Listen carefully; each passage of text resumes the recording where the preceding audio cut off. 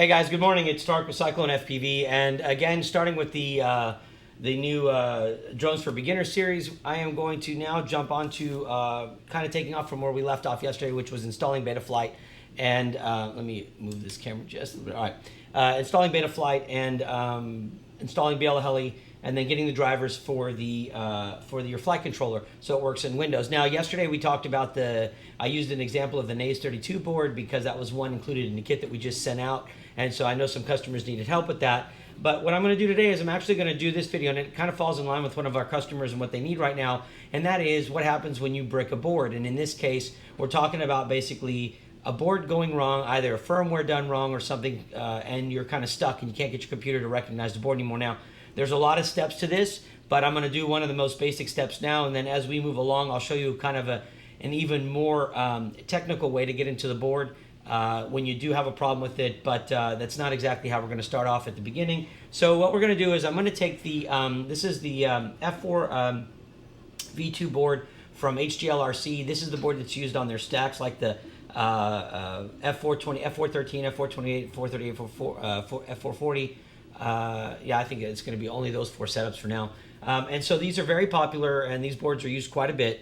And I did have a customer with a question about it, so we're going to go ahead and here's the computer screen. We're going to get jumping right into the computer, and I'm going to show you how to set this up in such a way, and bear with me a second. I'm going to see if I can get this going. Okay, so there's my ugly face, and here is the board, and here's the computer screen. So when you take this board, if you don't have the drivers loaded, and again, we're going to end up referencing my website, so please make sure you can go to cyclonefpv.com. But I'm going to open the device manager. So remember, you're going to click Start, go to Control, type Control, click Run, go to Device Manager, and you're going to see your list of devices here, right? Now, what the most important thing is a lot of people have a hard time with these because the Windows operating system will load a default driver most of the time for this board, and you'll see this right now. So if you'll watch my screen here, you're going to see, you'll hear Windows make the sound that it's detected something being plugged in.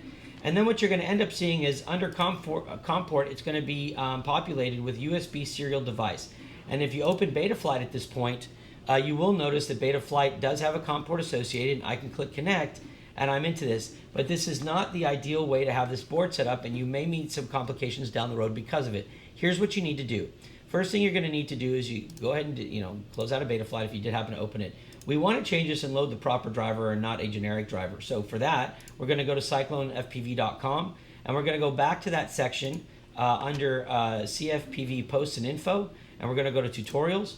And again, I'm still populating this blog because there's a lot of data I'm going to be adding to it daily, but you want to find the ones called Getting Started, Betaflight, BLHeli drivers, and more. Click that, and you're going to see where I've given you links, like I discussed yesterday's video, to Betaflight, to BLHeli, and then also links to the drivers. Now, this second Silicon Labs driver is not necessary for you to load. It's there just in case the first one doesn't work, but I'll probably remove it.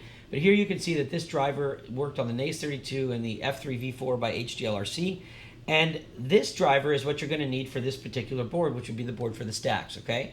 And so what you want to do is you want to go ahead and click on this link, and it's going to automatically start downloading the driver.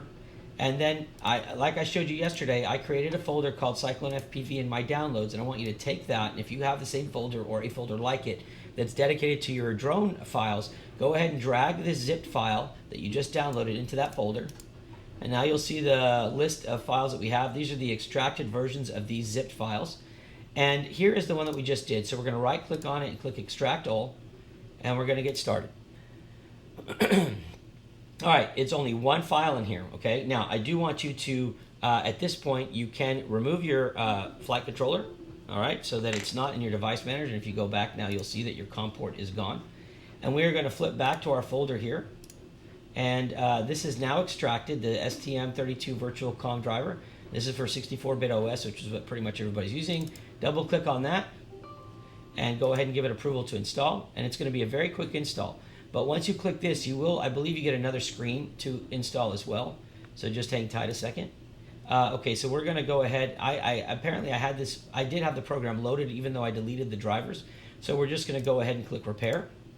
And it's just going to fix it for me. All right, it's done. And you'll see the same screen here too. STM Electronics, and then it's ready to use. Click Finish and close down. And let's just stay on the device manager screen, and we're going to go ahead and plug this in now. And what you're going to see is the COM port should populate, but now it's got the right driver being run, which is the STM Electronics driver, okay? So we're going to close this, and now if we open Betaflight, I'll close the website down, and we'll go to Betaflight. And I think my screen has frozen here. Sorry, let me just get this. There is a glitch with this screen sharing, so let me just go ahead and get it started again. Bear with me 1 second. All right, so let me get the Windows screen back on. All right, so we're back now. So I've closed all the windows down, and we are now going to go, and I don't know if that caught the device manager, so I'm just going to go ahead and get back into it so you can see what this should look like in case it didn't show up on the screen. So now you can see under COM ports where the driver that we loaded works, okay? So just close out of all that.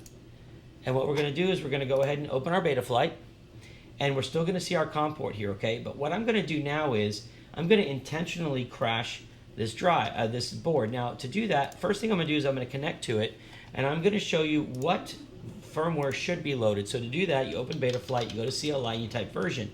This is running Omnibus F4, all right? And I loaded it with the brand new, most recent firmware update.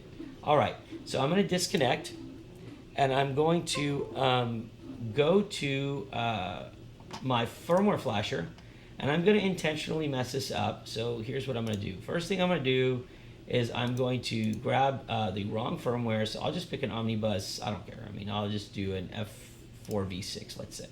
And I'm going to select any model of it. I'm going to tell it to load. And when it's ready, I'm going to go ahead and flash it. Okay. Now it's going to go into DFU mode. And it's going to start erasing. And now here's where I'm going to really mess this up, right? So it's going to erase, and it's going to hang up just a little bit. And you can see the lights, they're going to be solid right now as it's working, right? But pay attention to what happens next. Now don't try this at home, okay? But just, okay, so right in the middle of flashing, I'm going to go ahead and disconnect it. Now this would be extremely bad idea for you to do, but I'm doing it, all right? So as you can see, the flashing is frozen now. And I'm going to close Betaflight. I'm going to open my device manager again. And I'm just looking to my right here to make sure that the computer, the display hasn't frozen. All right, so now when I plug in this board,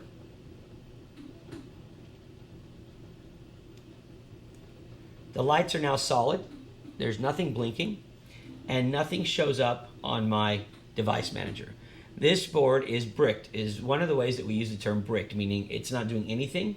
It's kind of in a locked state, and we need to now get past that. So if you have your controller with solid red and blues, and this is what my customer has right now, so I'm kind of using this video to also help him, but help you guys at the same time. What you're going to want to do on this is you're going to want to disconnect the board, and you're going to look for the pin, the boot pin, right? So I'm going to see if I can get this up close to this camera. It's that gold circle right there, right? So now on some boards, it's just a pad. It's two dots, two pads, and you have to join them together. On some boards, it's just a button. What you're going to do in this case is you're going to hold the button down, and you got to make sure you don't let it go. It's real easy to let this go when you start plugging the USB in. But you're going to hold it down, and you're going to plug your USB cable in, and watch what happens now. Okay, now you hear it go in, and this is basically putting it in DFU mode. Now, on this board, it's going to be called the STM32 bootloader. All right. Now you can run Zadig, and you can change that to say it shows that it's in DFU. But this is going to work just fine. And I'm still holding the button. And there, I just have the practice of holding the button until I see it in Betaflight flashing. In Betaflight, you're going to see that the port now says DFU. You're now in a mode where if you unplug it, it's still bricked. But right now, you can flash it properly. So we're going to go to Firmware Flasher. And this time, we're going to select the right firmware. So it was the Omnibus F4. And we're going to select, we'll just take the newest build, okay? And we're going to click Load Firmware, and we're going to click Flash. Now I have let go of the button at this point, and the lights are still solid, but it says DFU, and this is doing exactly what it needs to do to get you out of that frozen state. But again, make sure of one thing. You have got to make sure that button stays pressed down while you insert that USB.